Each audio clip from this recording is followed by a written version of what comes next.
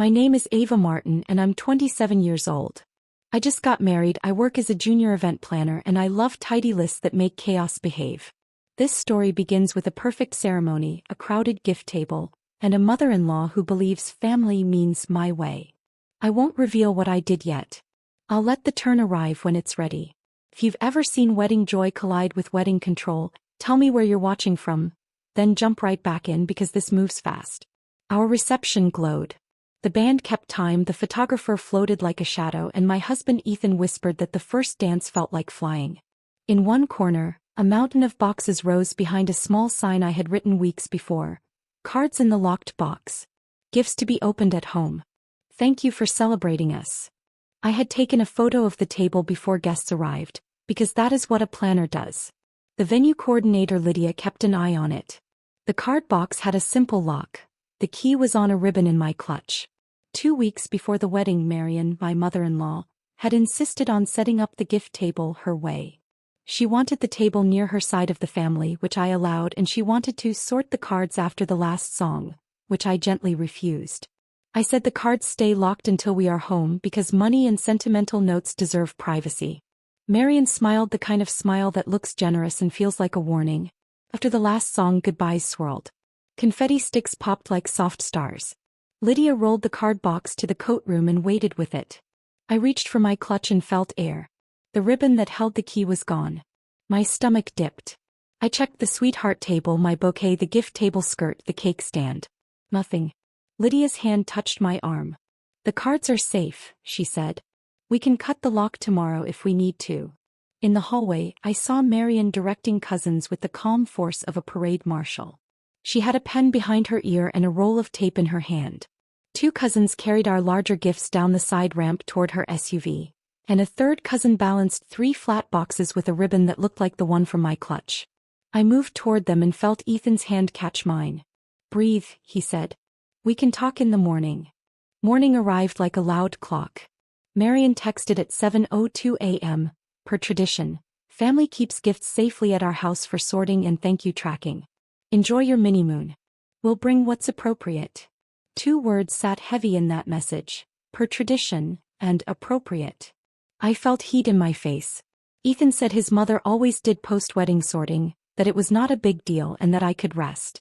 I loved him enough to wait a day. I waited 2. On day 3 I stopped waiting. Weeks earlier I had created a private engraving list for special gifts on our registry. Silver frames, a stand mixer bowl, a set of serving spoons, a wood board and a jewelry box, each item with our names and date etched or stamped.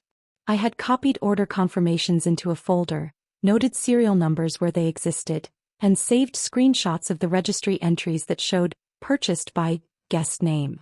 I also had a photo of the gift table from before the doors opened and a second photo Lydia took at last call. The mountain in photo 2 looked smaller. I texted Marion to set a pickup time for all gifts and the locked card box. Marion replied that certain gifts belonged on the family side because those guests were honoring the Martin name, and that the card box had already been reviewed for safety, which sounded like code for opened. I asked who unlocked it. Marion replied with a clip of my ribbon key on her kitchen counter. My face cooled. My voice stayed even. I wrote, "We'll come by today with a checklist. We'll go piece by piece. Thank you." On the drive over, I told Ethan we would stay calm and stay on paper. We would bring the engraving list, the purchase confirmations, the table photos, a blank inventory sheet and tamper seals for boxes we opened and reclosed. We would ask to do this in the front room with the door open, and we would let Marion see the list so she understood we weren't guessing. We were verifying. Marion's front room looked like a gift warehouse. Boxes I recognized sat on the rug. Boxes I did not recognize sat beside them. The card box, my locked box, sat on the coffee table with the lock cut and the lid open. Marion greeted us with a kiss for Ethan and a nod for me. Family tradition, she said, spreading her hands. We prevent mix-ups. We appreciate safe handling, I said. We're here to finish the handling. We set the inventory sheet on the table and worked from left to right in a smooth line. I called out each item from the list. Ethan wrote the description. Marion opened a box only when I matched it to a purchase confirmation or a registry entry with a guest's name. The first box held the silver frame from Ethan's godmother. I lifted the corner and saw our names and date engraved exactly as requested. I placed a small tamper seal on the lid and wrote "Verified" on the sheet. Marion nodded, unimpressed by verification. The second box, the stand mixer from my aunt, was unopened. The serial number on the side matched the confirmation email. We moved through 3 more boxes without friction. Then friction arrived as soft as a sigh. A long, flat package labeled "Heirloom Flatware" sat under the coffee table, wrapped in tissue and tied with navy ribbon. Marion placed her hand on it like a claim.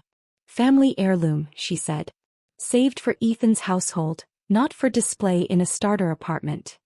I opened my folder and pulled out a card from the reception with a small grease spot from dinner. "To Ethan and Ava," the note read in Aunt Claire's slanted hand. "This silver birch set served our table for 30 years. May it serve yours for 30 more. With love, Claire." I slid the card next to the ribbon. "This was a gift to both of us," I said. "We'll note it as verified and take it home." Marion's smile thinned. "Claire is soft," she said. "She writes big feelings. In this family, heirlooms remain with the name." "In this home," I said, keeping my tone level, "cards mean what they say." We kept moving. A cheese board engraved with Martin Kapoor sat under tissue. I hyphenated after the wedding, which Marion calls modern. A jewelry box with Ava etched in small script rested near a lamp. A set of serving spoons with our wedding date lay in a velvet pouch. Each time we matched the item to the engraving list, Ethan wrote "Verified." Each time we wrote "Verified," Marion's mouth learned a new thin line. The card box waited like a dare. I lifted the lid and saw stacks, but not the stacks I expected. Envelopes had been slit, checks removed. A few notes returned to their paper sleeves out of order, and several empty sleeves tucked in the back. Marion said she mailed a few checks for convenience. I asked to see the deposit slips. Marion said the bank took pictures. She could find them later. I took a slow breath and placed a polite letter on the table. 2 paragraphs I had written the night before that asked, in simple terms, for any checks or cash removed from the box to be returned by Friday at 5, so we could properly record, thank, and deposit. The last line read, "This letter preserves everyone's clarity." I signed it with a blue pen and slid it toward her with a calm hand. Ethan touched my elbow, not to silence me but to steady himself. He loved his mother and he loved me, and he was watching love ask for rules. Marion changed tactics and aimed for reason. "Some guests wrote to the family name," she said. "Those amounts belong with us to be used for family projects." "Guests wrote to the 2 names on the invitation," I said, and I kept my voice low to show respect in the place where I stood. "If any guest intended a different destination, that guest can tell us and we will honor that. Until then, we keep the gifts together and send thanks together." The room took a long breath. I did something simple. I called 3 guests on speaker. My aunt, Ethan's godmother, and our old neighbor who had tucked a check inside a note with a thoughtful joke. Each guest confirmed the gift was intended for both of us. Each guest sounded happy to be included in the truth. We continued the inventory. A crystal vase with our date etched around the rim. A throw blanket with our initials embroidered on one corner. A coffee machine too big for a starter kitchen but perfect for a future Sunday. We wrote line after line. We sealed box after box. We left the heirloom flatware for last because some boxes are also battles, and a battle does not belong in the middle of a list. When we reached it, I set Aunt Claire's card on top again and asked Marion to cut the ribbon. Marion held the ribbon and did not move. She said in a voice that wanted to be law, that she would keep that one, until we prove we have a dining room that deserves it. "Gifts do not live on audition," I said. "They live where the giver placed them." I looked at Ethan. He looked at the card, then at his mother, then at me. "Mom," he said, gentle and firm at once, "Aunt Claire gave this to us and I am taking it home with my wife." Marion blinked. The word wife stiffened in the air and then softened like butter near a stove. She cut the ribbon with a sharp snip and passed the bundle across the table. We loaded the car in quiet. As a final step, I took a photo of the inventory sheet with my phone, placed a copy in Marion's hand, and thanked her for keeping the boxes safe until we picked them up. She nodded, not happy, not defeated, simply learning a new shape for an old day. On the drive home, Ethan drove with both hands on the wheel. "I should have stopped the key thing," he said. "I thought it was tradition. I didn't think about what tradition feels like when tradition takes." "You did the right thing today," I said. You looked at the card and read it out loud. He smiled without showing teeth and said he was going to make coffee in a machine too big for our counter as soon as we got home. 2 steps remained: thank yous and checks. I wrote the notes with simple sentences and the names that matched the registry, the cards, and the engraving list. Inside each note I added one honest line: we verified every gift after the reception so we could send this thank you with confidence. That sentence was for the giver and also for anyone who had heard a different story.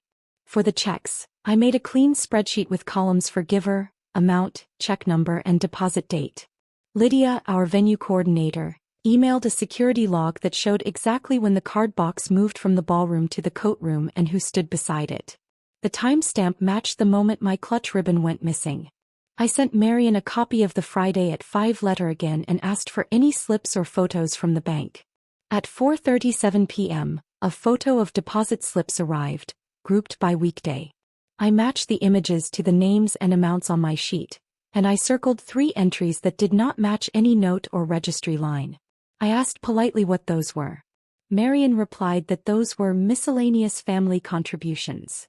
I wrote back, and I kept the words soft, that if those contributions were intended for a family project, I would thank those relatives for their generosity to that project, and I asked for names so I could write with accuracy. At 5:02 p.m. 3 names arrived. I sent 3 notes that night. A week later, a small package came from Aunt Claire with a folded letter inside. The letter carried a simple paragraph: I heard there was a question about the silver. You made the right call. Gifts go to the people named on the card. If you ever need a bigger table to justify the forks, come to my house and let the forks shine there for now. I placed that letter in the folder next to the engraving list, not as evidence against anyone, but as a reminder that good manners talk softly and carry a clear pen. Marion did not apologize. I did not demand it. Instead, I invited her to our apartment on a Sunday when the boxes had been put away and the kitchen smelled like coffee that finally had a home.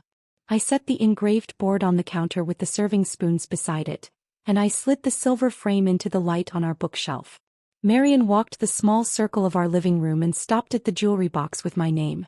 She touched the lid and said the engraving was pretty, which in Marion's language means I see it.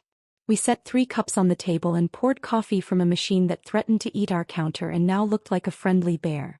Ethan told a story about the band. I told a story about the florist.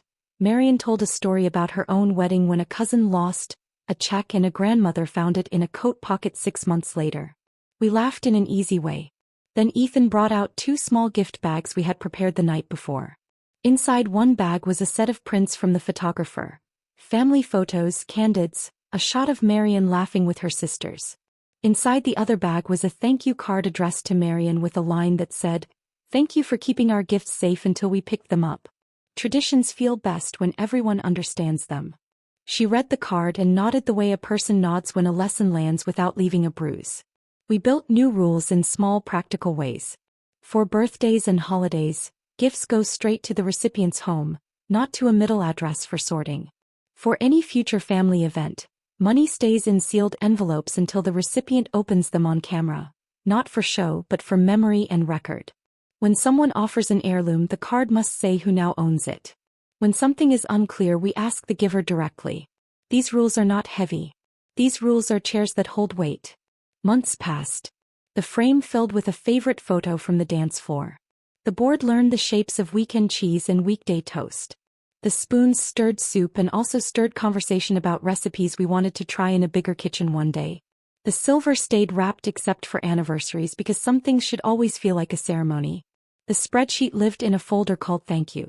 The engraving list lived in a folder called Proof. Proof is not for fighting. Proof is for peace. When friends asked how we handled the drama, I told them we used names on cards, words on metal, numbers on receipts, and voices on speaker. We avoided shouting and chose paper. We did not punish. We clarified. We did not accuse. We verified. We did not try to win a family. We tried to keep a family while raising a home. Thank you for staying with me. If your celebration ever met a controlling tradition, remember this simple path. Keep your lists, take your photos, save your confirmations, and speak in full names and clear dates. Calm winds travel farther than loud ones. If you want more stories where paper beats pressure and the ending feels like a clean kitchen after a long day, follow along. And drop your city so I can wave back next time.